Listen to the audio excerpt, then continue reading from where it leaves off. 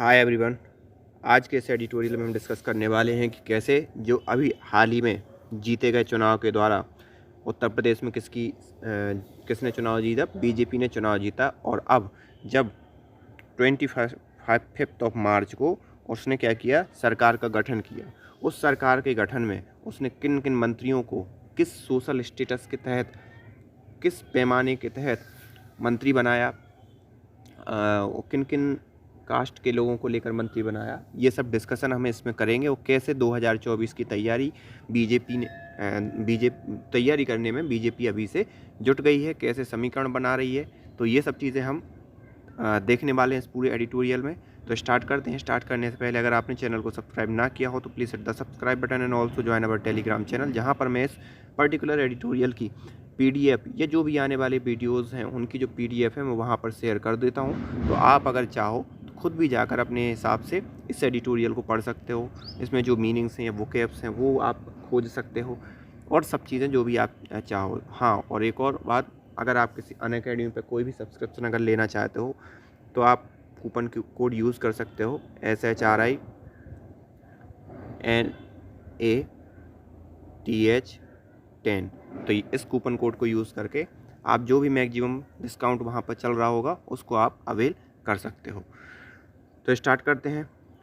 Lotus pose के star से, lotus मतलब कमल। कमल आपको मालूम होगा, कमल जो बीजेपी का चिन्ह है, तो उसको लेकर इन्होंने लोटस यूज़ किया है। तो यही बात कर रहे हैं कि आखिरकार लोटस का किस प्रकार की उसकी पोजीशनिंग है। Yogi Adityanath is now central to the BJP's political ambition for the whole country. इनका ये कहना है कि जो योगी आदित्यनाथ हैं अब वर्तमान में क्या हो गए हैं, जो बीजेपी की जो स्ट्रेटजी है किस चीज़ को लेकर, कि वो कंट्री में जैसे वर्तमान में क्या चल रहा है, प्राइम मिनिस्टर मोदी का जिस हिसाब से क्रेज चल रहा है, उसी प्रकार का क्रेज योगी आदित्यनाथ का भी चले। और एम्बिशन मतलब बीजेपी की ये एम्बिशन में, महत्वाकांक्षाओं में ये शामिल है कि योगी आदित्यनाथ को एक सेंट्रल रोल दिया जाए। और इन शॉर्ट अगर हम ये कहें कि योगी आदित्यनाथ को प्रधानमंत्री पद का दावेदार, क्योंकि अभी उनकी बहुत ही यंग एज है। प्रधानमंत्री के अगर रेफरेंस में देखा जाए तो 49 ईयर्स के हैं, और जो प्रधानमंत्री मोदी हैं वो 71 ईयर्स के हो गए हैं। तो अगर बीजेपी जो अपना 75 वाला फॉर्मूला अप्लाई करती है तो प्रधानमंत्री मोदी 2024 वाले टर्म के बाद हो सकता है रिजाइन कर दें, और उस गैप को फिल करने के लिए यहाँ पर योगी आदित्यनाथ या हेमंत बिश्वा शर्मा जो कि आसाम के वर्तमान चीफ मिनिस्टर हैं, इन दोनों की दावेदारी मतलब प्रमुख है। वर्तमान में अब यूपी के चुनाव हुए हैं तो अभी योगी आदित्यनाथ ही इस रो में दिखाई दे रहे हैं। Yogi Adityanath has become first chief minister in Uttar Pradesh to be sworn in for second successive term after having completed a full 5-year term. तो यहाँ पर योगी आदित्यनाथ जो हैं पहले ऐसे चीफ मिनिस्टर हैं उत्तर प्रदेश के जिन्होंने कंटिन्यू 5 साल पूरा करके फिर अगले पंचवर्षीय के लिए चीफ मिनिस्टर चुने गए हों। ऐसा उत्तर प्रदेश के इतिहास में कभी नहीं हुआ। और इसी चीज़ को लेकर जो समाजवादी पार्टी के अध्यक्ष हैं अखिलेश यादव, बिल्कुल पूरे विश्वास था उनके लिए कि योगी आदित्यनाथ तो हारेंगे, और अगर योगी आदित्यनाथ नहीं भी हारेंगे, बीजेपी मान लो जीत जाएगी, तो भी योगी आदित्यनाथ फिर से मुख्यमंत्री नहीं बनेंगे। और इसी सब चीज़ों को लेकर उन्होंने अपने चुनाव प्रचारों में क्या बोला था कि योगी आदित्यनाथ अब मठ में जाने वाले हैं। बट ऐसा हुआ नहीं, बीजेपी जीती। और बीजेपी के जीतने के साथ साथ वो किसके ब्रांड वैल्यू पर जीती, योगी आदित्यनाथ की ब्रांड वैल्यू पर जीती। और यही रीज़न है कि योगी आदित्यनाथ को ही भी अगले टर्म के लिए मुख्यमंत्री पद का दावेदार बनाया और मुख्यमंत्री बनाए गए। तो ये चीज़ देखने को मिली कि ये उत्तर प्रदेश में पहली बार हुआ है। Among the 52 other who took oath with Mr. Adityanath on March 25 were Keshav Prasad Maurya and Brajesh Pathak who are the deputy chief minister. तो यहाँ पर केशव प्रसाद मौर्य जो अपनी सीट थी वो तो हार गए थे, फिर भी इनको एक विधान परिषद वाला सेगमेंट होता है उत्तर प्रदेश उत्तराखंड में, बिहार में भी जहाँ तक है वो एक अलग विषय है, तो उसके थ्रू फिर इनको विधानसभा का वो बना दिया जाता है और फिर वो मंत्री पद के दावेदार बन जाते हैं। तो यहाँ पर अगर देखने वाली बात है कि 52 मंत्री बनाए गए, जिसमें से 2 डिप्टी CM की बात करें तो केशव प्रसाद मौर्य जो पहले भी डिप्टी सीएम रह चुके हैं, और दूसरे हैं ब्रजेश पाठक। ये दिनेश शर्मा के स्थान पर आए हैं। दिनेश शर्मा ने मना कर दिया था कि वो अभी इस टाइप से डिप्टी सीएम का पद नहीं लेंगे, तो उनके मना करने के बाद ब्रजेश पाठक को सामने लाया गया है। वो are the deputy chief minister, जो डिप्टी चीफ मिनिस्टर बनाए गए ये दोनों।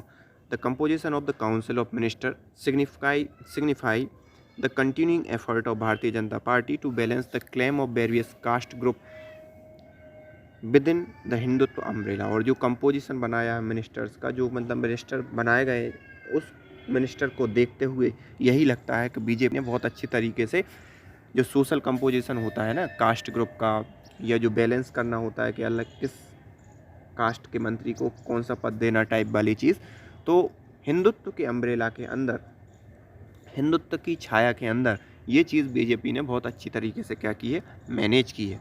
Several new faces have been added and several other dropped. कई नए चेहरों को लाया गया, कई नए पुराने चेहरों को हटाया भी गया है।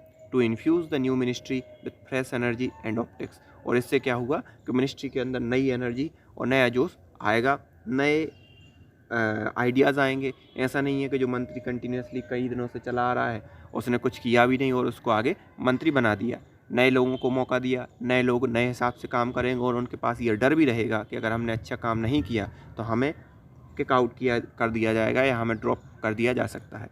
तो वो फिर और सिंसियरिटी से और जिम्मेदारी से काम करेंगे। As many as 22 minister from the previous term were removed, of whom 11 had lost the election. तो यहाँ पर जिसमें 22 मंत्रियों को हटाया गया है, उनमें से 11 लोग तो क्या हो गए, खुद का चुनाव ही हार गए हैं। Upper caste have got a Lions share of the world. और अपर कास्ट को थोड़ी सी तवज्जो मिली है इस पूरे क्रम में। कैसे तवज्जो मिली है, क्योंकि जो टोटल 52 मिनिस्टर बनाए गए, उनमें से 21 तो अपर कास्ट को लेकर ही बनाए गए हैं, विद द ब्राह्मण एंड राजपूत इन पर्टिकुलर, जिनमें ज़्यादातर मुख्यतः ब्राह्मण और राजपूतों को लिया गया है। वो गॉट 7 ईच, जिनमें से 7 ब्राह्मण और 7 राजपूतों को मंत्री बनाया गया है। These communities relied behind on the BJP like never before in 2020-22, forming the core of party's social base. तो these जो कम्युनिटी अभी वर्तमान में जिस टाइप से 2022 के इलेक्शन में बीजेपी के साथ हुई हैं, जिस प्रकार से उन्होंने बढ़ चढ़ कर वोट दिया है बीजेपी को, ऐसा 2022 से पहले कभी नहीं हुआ था कि इस एकजुटता के साथ बीजेपी को वोट मिला हो। Non Yadav OBC that largely stay with BJP have also been rewarded through the lesser extent। तो जो नॉन यादव वोट थे, ओबीसी वोट थे, वो भी कहीं ना कहीं बीजेपी के साथ कुछ सीमा तक जुड़े हैं, और बीजेपी ने उनके लिए भी कुछ हद तक उनको रिवार्डेड किया है।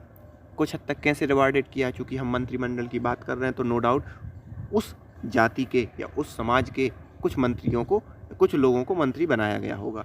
तो ये आप मंत्री बनाने के पैमाने पर ही यहाँ पर जो भी देखिए, अगर मैं रिवार्ड बोल रहा हूँ तो आप समझिए कि उनको समाज के मंत्रियों को बनाया गया है, क्योंकि ये हम टोटल उनके यूपी की जो अभी गठन हुई है, सरकार का गठन हुआ है, उसी के बारे में बात कर रहे हैं। Dalit support for the BJP has been acknowledged with 9 of them making it to the council. और जो दलित लोगों ने बीजेपी को सपोर्ट किया, तो बीजेपी ने उनके लिए भी रिवॉर्डेड किया, और इस रिवॉर्ड करने के आधार पर कितने लोगों को,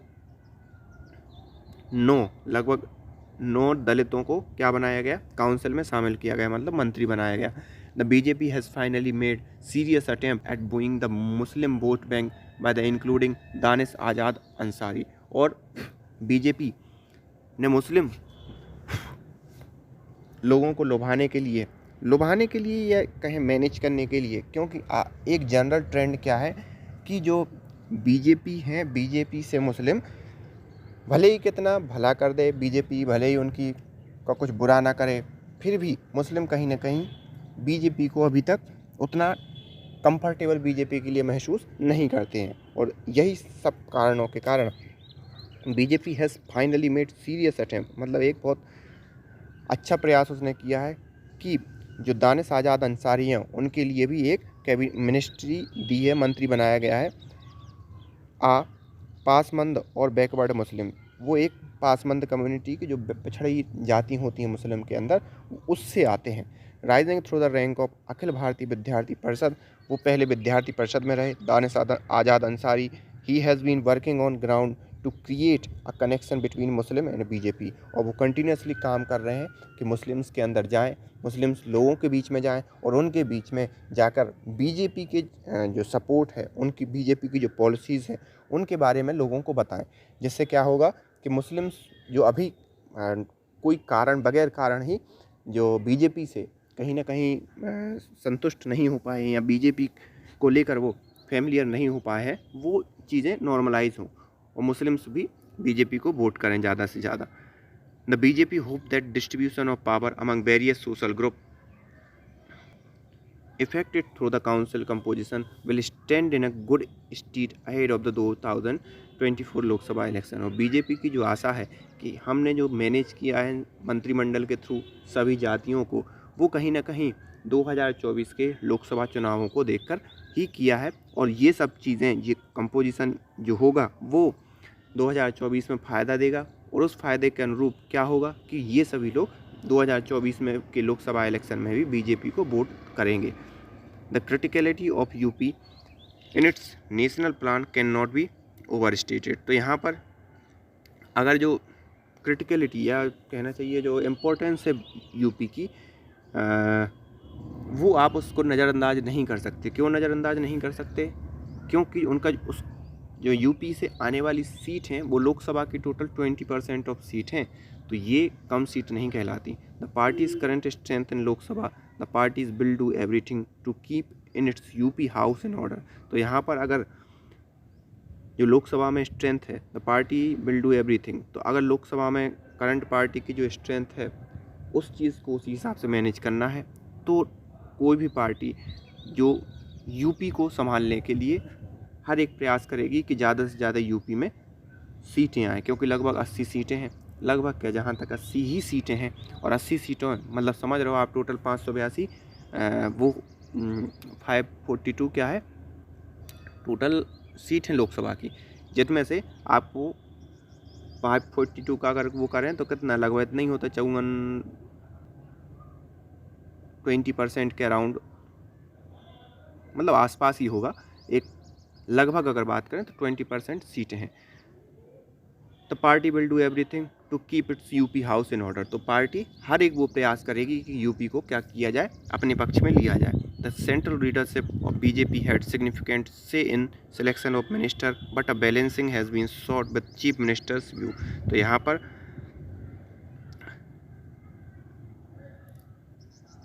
कहीं ना कहीं एक हायर ऑर्डर ने, या जो दिल्ली में बैठे लोग हैं बीजेपी के, उन्होंने तो सिलेक्शन किया ही, लेकिन जो बैलेंसिंग है सोशल कास्ट स्टेटस का, वो कहीं ना कहीं चीफ मिनिस्टर मतलब योगी आदित्यनाथ की सह पर ही बनाया गया है। कई ऐसे मिनिस्टर हैं जिनको रफा दफा किया गया, कई मिनिस्टर्स को लाया गया। तो इनका कहने का मतलब ये है कि भले ही फाइनल सेंटर ने किया हो, लेकिन योगी आदित्यनाथ की सलाह से ही इन मंत्रियों को रखा गया है। योगी आदित्यनाथ ने ही इस कास्ट स्टेटस को बनाया है या बैलेंस किया है। Minister Adityanath has emerged as a leader of his own standing through his first term and this election victory।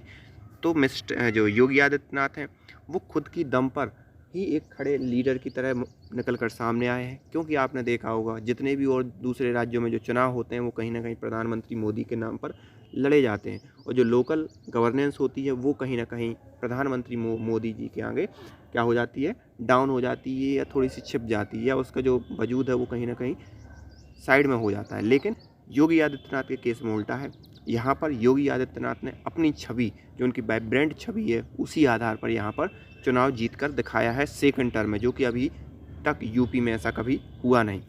Controversial as it his aggressive style and stream rolling administrative tactic have won him tremendous popularity. तो यहाँ की जो वो मतलब जो aggressive जो बयानबाजी वो करते हैं वो कभी कभी क्या हो जाती है, विवादास्पद कंट्रोवर्शियल हो जाती है, लेकिन कहीं ना कहीं उनकी इसी stream rolling and administrative tactic ने ही उन्हें ट्रेमेंडियस मतलब बहुत ज़्यादा पॉपुलर बना दिया, और उसी पॉपुलैरिटी के दम पर उन्होंने 2022 में क्या किया, चुनाव जीत के दिखा दिया और यूपी में इतिहास रच दिया।